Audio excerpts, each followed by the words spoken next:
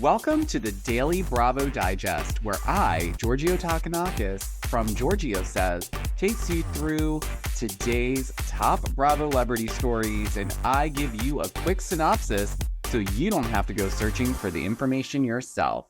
So let's dive into today's hot topics. All right, so for our first story of the day, we're going to be discussing Kyle Richards and Morgan Wade. Yes, I know a lot of us are probably tired of hearing these names, but a new denouement has surfaced and we need to discuss it. So it's no secret that we have watched Kyle's marriage basically fall apart over the last season 13 of Real Housewives of Beverly Hills. But a lot of people are questioning what's really going on with Kyle and Morgan, because it seems that they've been teasing us in the press, in interviews. We just saw Morgan Wade was at Watch What Happens Live with Kyle. And while they were taking photos on the step and repeat at Watch What Happens Live, it looked that Morgan was more than a friend, because she was posting up next to Kyle, posing for photos, but rubbing her thigh up and down. This got a lot of people talking. But the latest denouement, you guys, states very clearly, now this could be another country singer, but I'm gonna guess that this is probably Morgan Wade, allegedly. This denouement says the country music singer is set to premiere their relationship in a very public way.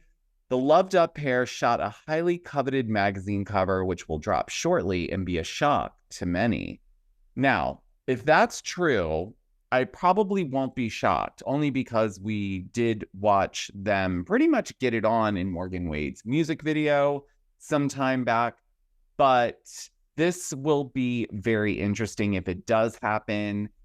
Like I said, I feel like Kyle has been gaslighting us viewers, telling us we're not seeing what we're seeing, blaming it on the press, blaming it on the narrative being spun in this manner. But in all actuality, with everything else that seems to be unfolding, and we do have part 1 of the Real Housewives of Beverly Hills premiering this week, I am going to guess that maybe we're not too far away from having this relationship between Kyle and Morgan confirmed.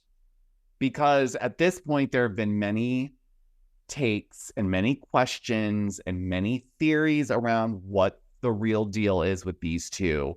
But not saying that denouement has got it right every single time, and this is alleged. I mean, but if they were to do a magazine cover, I'm thinking like a People magazine type cover, because it feels like, why not monetize everything that you've been putting out? Because let's be crystal clear, I'm not going to believe for one second that Kyle is not, conducting all of this from behind the scenes. Who planted that People magazine story in the first place? Now, Rob Minkoff says it was probably Morgan, allegedly, but, definitely came from Kyle's camp. I think we all can agree to that. But let me know down below, what do you think? Would you be shocked if Kyle and Morgan solidified their relationship on a magazine cover? Do you believe this denouement? Please let me know down below. All right, so since we are on the topic of Kyle Richards, we do need to discuss this preview that did come out just a few days ago, giving us a full preview of what's to come on the Beverly Hills season 13 reunion. But there's one scene in that preview that has gotten a lot of people talking, okay? And I want you guys to weigh in here, because I see both sides of this.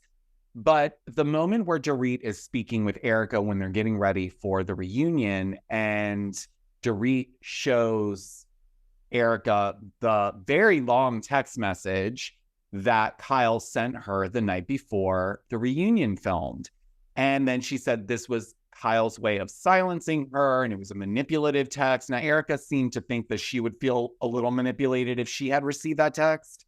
Now, I'm not going to read you guys the text. If you want to check that out, you can head over to my Instagram or my TikTok, whichever place you're watching this, and you'll find it, because I even have it as a voicemail, I believe, so you can actually listen to it.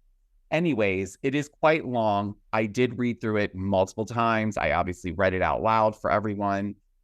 But I did not personally find the text message to be silencing. I felt it more timely because the reunion was coming up. To me, there's no reason why it took that long for Kyle to reach out to Dorit. And Dorit has not shied away from speaking about the trials and tribulations in her friendship with Kyle. And we can't forget that Kyle on an Amazon Live did water down her friendship with Dorit to not being that close.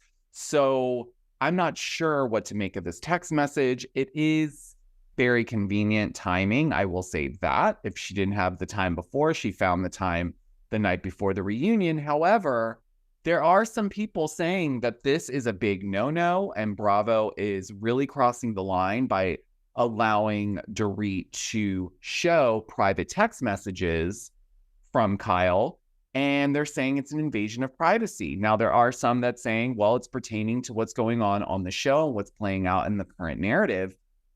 But generally, they would only show snippets of a text message, right? But this time they went ahead and, they quickly scrolled through this text message, but even I was able to slow that down and piece these things together to then get the full extent of the message, which, like I said, did not come off in any way as silencing.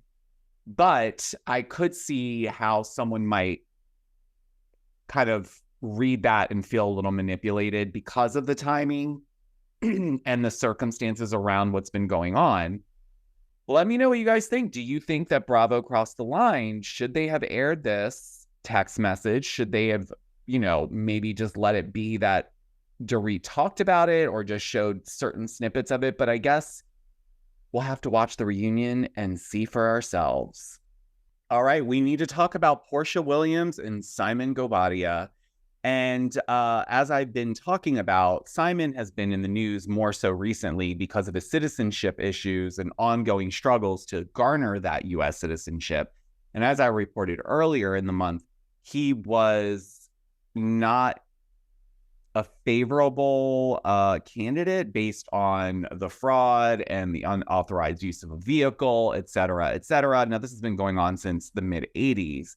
However, this just resurfaced because he was just recently denied again U.S. citizenship. And so just a few days after Porsha, proclaims that she's coming back to Real Housewives of Atlanta, we get this citizenship debacle news hitting the fan. And I automatically thought, oh, this is going to play right into a storyline for her. They haven't even started filming, and we already have this news breaking. Well, just a few days after that, we get the news that Porsha Williams Gobadia, who will soon to be Porsha Williams again, is filing for divorce from Simon. Now, a lot of people thought this had to do with citizenship stuff.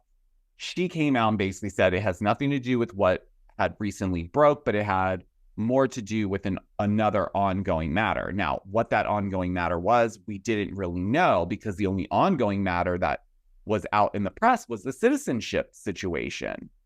Well, yesterday, we find out from our friends over at the Neighborhood Talk. Thank you so much to the Neighborhood Talk. They reported that Simon actually is being sued for upwards of $1 million, not quite $1 million. I think it's like in the range of 900,000 and some change. But basically, he belongs to a jet set company that it kind of works like a timeshare for, private planes, private jets. And you buy into it, and basically the amount of money you put into it determines what priority you are. If you want to take a flight and it's available, you have the ability to do so. Now, I guess he was not paying his fees, and so now they have come after him. Well, in another update from Radar Online, it looks like Porsha is asking the judge that is presiding over their divorce to please enforce the prenup. And she wants the money that they both came in with to be left with said parties, meaning she doesn't have to pay him anything and he doesn't have to pay her anything. They can just kind of move it along. I will definitely keep you guys updated. Let me know your thoughts below. Do you think this divorce is for real, or do you think this is more about protecting Porsha's money?